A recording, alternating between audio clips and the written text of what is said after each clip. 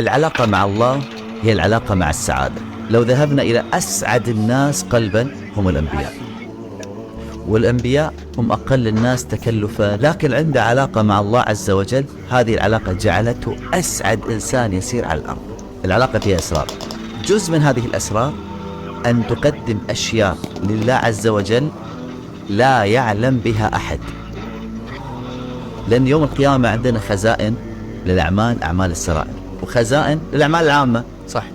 خزائن أعمال السرائر المضاعفات فيها مختلفة، فأنت تقدم شيء في السر، ضيق بك الحال يوم لا سمح الله يجيك أمر ما تحبه، فترفع يدك شو تقول؟